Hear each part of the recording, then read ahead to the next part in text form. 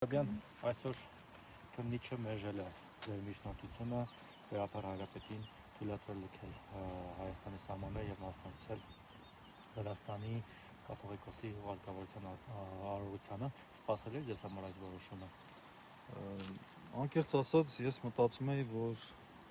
քննչական մարմինը չի գնա այս կարգի մանրախնդիր քայլի, որովհետեւ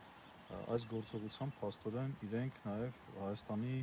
միջազգային վարկանիշն են կասկածի տակ դնում, ընդ որում այդ մեղադրանքը ի սկզբանե արդեն ակնհայտ ապօրինի էր եւ շինծու, ել չեմ ասում, որ այն մեղադրանքը, որը ներկայացված է Վերապար Հայրապետին, նույնիսկ եթե հաստատվի ու այդպիսի արարք է կատարվել, ապա դրա համար ազատազրկում պատիժ չի կարող կիրառվել։ Այսինքն ակնհայտ է, որ այս պարագայում ընդհանրապես խափանման միջոց կիրառելը անտրամաբանական էր, որովհետեւ խափան միջոց կիրառում են, եթե կա մտավախություն, որ կարող է մեղադրյալը փախուստի դիմել։ Հիմա ինչպես կարող անձը փախուստի դիմել, եթե իմանալու է, որ իր նկատմամբ ամենավատագույն դեպքում էլ չի կարող ազատազրկում կիրառվել, այդ չեմ ասում, որ այստեղ մենք գործ ունենք Վերապար Հայրապետի անձի հետ, ով իր նաև օրինակով ցույց տվեց, որ փախուստի դիմող անձ չէ։ Նա ամբողջ հայ ազգի հոգևոր հովիվն է եւ բնականաբար իր օրինակով ցույց է տվել իր վերաբերմունքը եւ իր քաջությունը։ Այս մյուս կողմից, եթե թույլատրեին էլ, այստեղ կարելի է տարօրինությունների առիթ կարող էր տալ այս որոշումը, որ իշխանությունները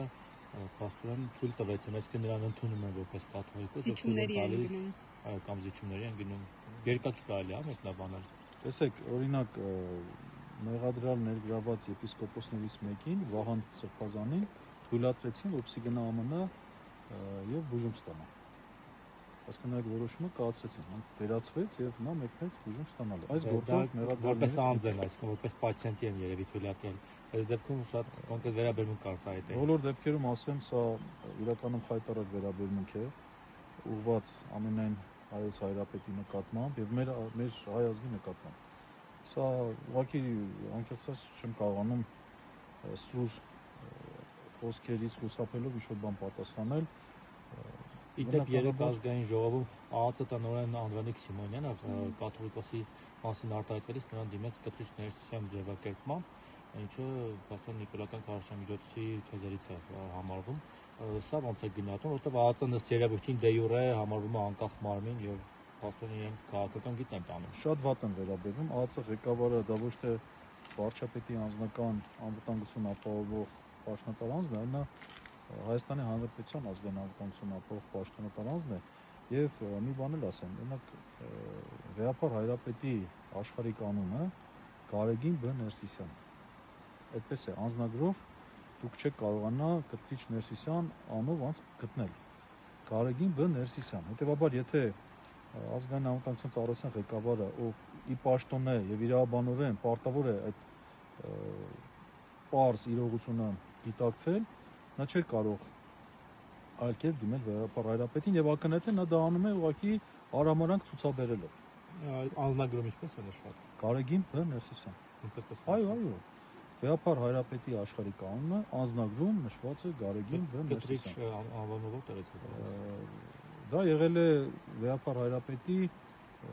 նախկին անունը, այո, նախկին անունն եղել, որը փոխվել է հայաստանյան օրենքների համապատասխան եւ այսօր Վերապար Հայրապետի աշխարհիկ ավազանի անունը Գարեգին Բ. Ներսիսյան է։ Հետևաբար այսօր եւ Նիկոլ Փաշինյանը եւ ԱԱԾ ղեկավարը եւ մյուս պաշտոնատար անձինք, երբ որ կտրիչ Ներսիսյանով են դիմում, նրանք դա զուտ անում են իբրև փորձում են դուրս դնել Վերապար Հայրապետի հոգեվոր կարգավիճակ, այսինքն իբրև փորձում են վիրավորական հիմնագույն տալ այս ամեն ինչին, բայց առնվազն պետք է դիմեն ավազանի անունով, որը այս պահին Գարեգին Բ. Ներսիսյանն է։ Պարոն Զոհրաբյան, իսկ մենակ կաթողիկոսի վերաբերյալ միջնորդությունն է մերժվել, եթե չեմ սխալվում, Նաթան Սրբազանի վերաբերյալ եւս նման միջնորդություն։ Այո, միջնորդության մեջ նաեւ անդրադարձել ենք Նաթան Սրբազանին, այո, մերժվել է նաեւ այդ մասով։ Վերապար Հայրապետի եւ Նաթան Սրբազանի մասով մերժվել է։ Նաթան Սրբազանի հետ կապված եւս այդ նույն մտավախությունը ունեն, ինչ որ ըստ էության այդ մտավախությունը վերաբերում է երկու բացատուր հոգեվորականներին։